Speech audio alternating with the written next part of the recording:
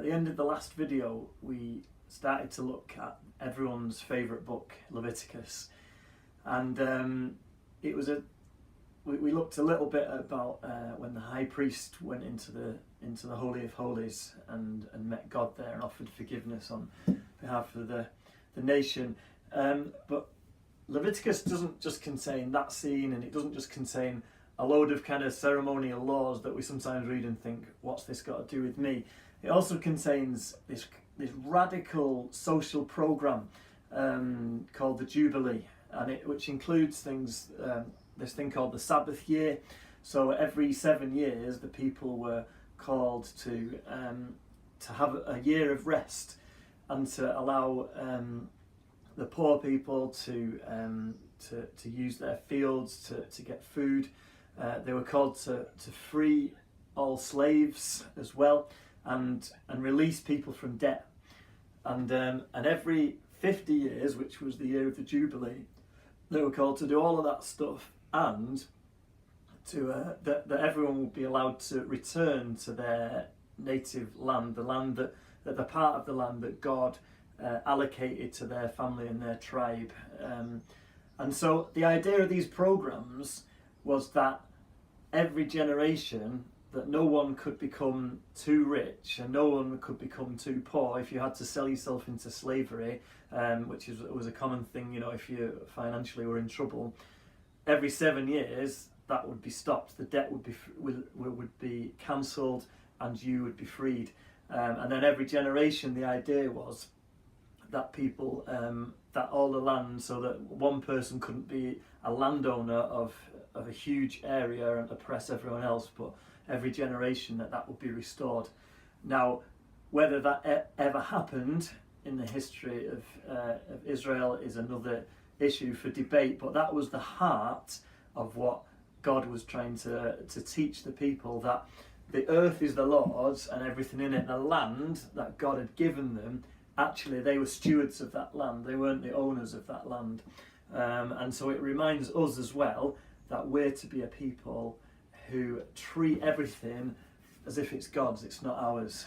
And so the Jubilee programs are really, Leviticus 25 and other places, are really interesting and worth a look at the kind of principles that God put into the people at that time. So we get, after this kind of occasion at Mount Sinai, when the people were when Moses got the law, and then and that's what we read about in Leviticus, we come to the time when they wander around the desert for 40 years. Because of their sin, God doesn't allow them to just go straight into the promised land. So there is about 40 years, a generation of them wandering around this desert and getting lost and going to different places and having different adventures. And that 40 years is the book of Numbers. So we've done Genesis, Exodus, Leviticus, and now Numbers. And Numbers is kind of the wanderings of the people of Israel as they want to find the promised land, but God doesn't allow them to because of the things that they've done wrong.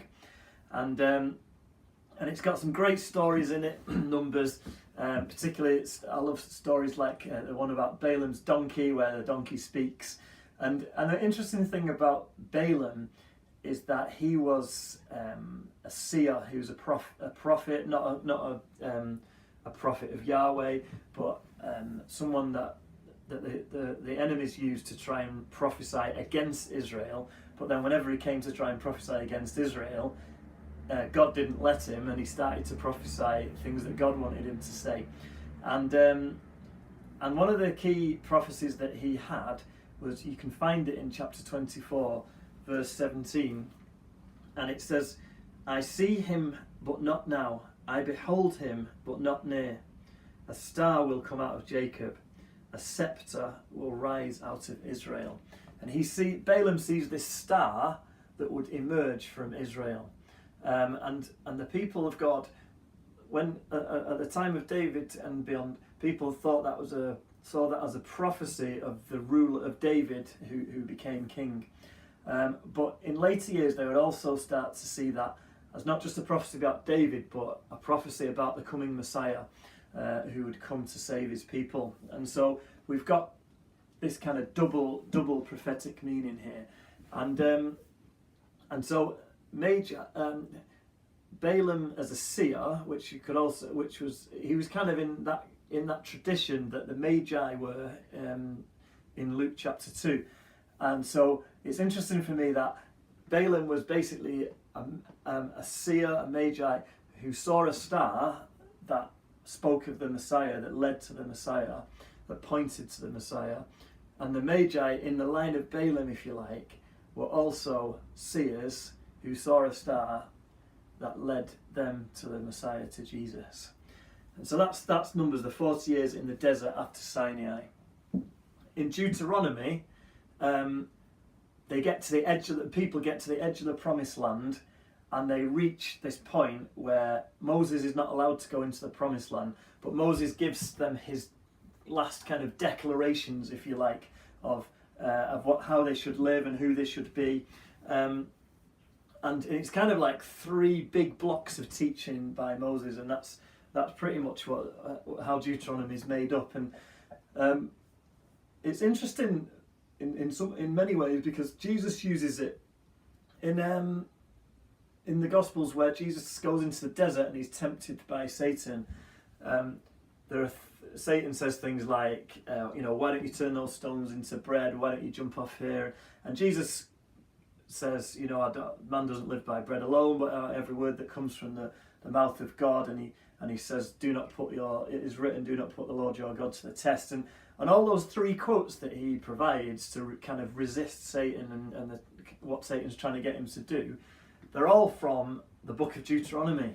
They're all from the same kind of little section of Deuteronomy. And it's almost, you could almost imagine that Jesus was meditating on that part of Deuteronomy at that time, when he was in the desert, when he was praying and being with his Father. And that actually he uses the stuff that he's been reading in order to kind of defeat the devil in that way.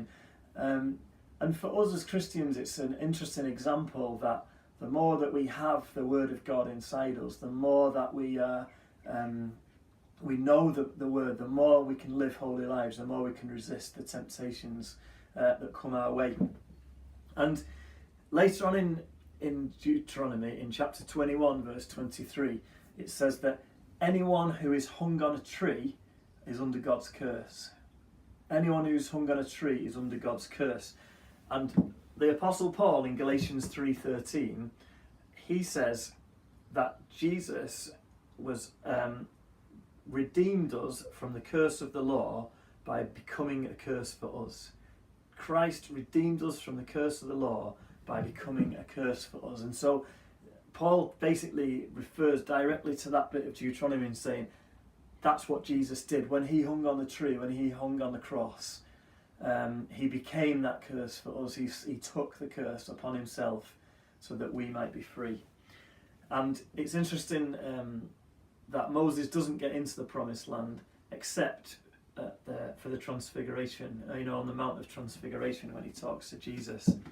And so we reach the end of what we call the Pentateuch, the 5 books that are attributed to Moses: Genesis, Exodus, Leviticus, Numbers and Deuteronomy.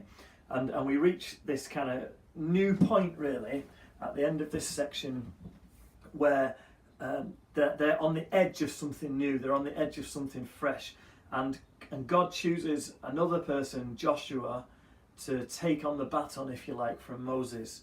And so the book of Joshua is the people entering the promised land. Like this, that moment when they escaped across the Red Sea and God parted the Red Sea, God parts the Jordan and the people come across. They come across in that place of beginnings, the first time they enter the promised land. And Joshua leads them, and Joshua is all about establishing the territory of the people. And Joshua really, for me, belongs in a kind of 6-part thing, not just about the 5 books of Moses, but this is kind of like part 6, if you like, of how did the people of Israel end up in the promised land.